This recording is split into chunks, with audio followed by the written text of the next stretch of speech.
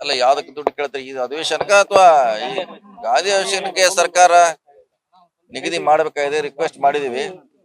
So ಅದು ಇಡೀ ರಾಜ್ಯ ತುಂಬಾ ಆಗುವಂತ ಒಂದು ಕಾರ್ಯಕ್ರಮಕ್ಕೆ ಬಿಡುಗಡೆ ಮಾಡ್ತಾರೆ. ವಿಶೇಷವಾಗಿ ಬೆಳವಣಿಗೆ ಕೂಡ ಮಾಡ್ತಿದ್ದಾರೆ. ಇನ್ನು ಮುಖ್ಯಮಂತ್ರಿಗಳು ಅಂತಿಮ ನಿರ್ಧಾರ ಮಾಡಬೇಕಾಗಿದೆ, ಮಾಡ್ತಾರೆ. ಈ 2-3 ಸಲ ಎಷ್ಟು ಹಣ ಕೊಡ್ಬೇಕು, ಯಾವ್ದಕ್ಕೆ ಖರ್ಚು ಮಾಡ್ಬೇಕು ಅನ್ನೋದು ನಿಗದಿ ಮಾಡ್ತಾರೆ.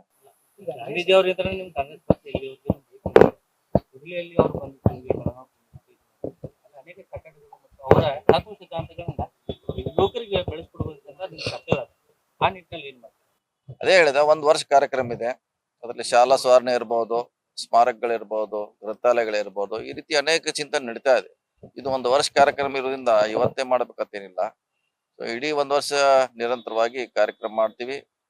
ಶಾಶ್ವತವಾಗಿ ಈ ರಾಜ್ಯದ ಜನತೆಗೆ ಕೆಲವು ಯೋಜನೆಗಳನ್ನು ಕೊಡ್ತೀವಿ.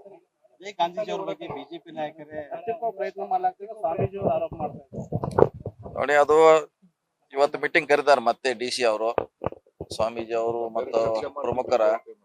ಸೊ ಅವರು ಬಂದೆ ಅದಕ್ಕೆ ಪರಿಹಾರವನ್ನು ಕಂಡುಕೊಳ್ತಾರೆ. ಇವತ್ತು ಮಧ್ಯಾಹ್ನ 12:00 ಸಭೆ ಇದೆ, ಅದರಲ್ಲಿ ಅದು ಪರಿಹಾರ ಮಾಡುವಂತ ಪ್ರಯತ್ನ ಮಾಡ್ತೀವಿ. ಈಗಾಗಲೇ ಮೇಡಮ್ ಅವ್ರು ಹೇಳಿದಾರೆ. ಅದಕ್ಕೆ ಅದನ್ನು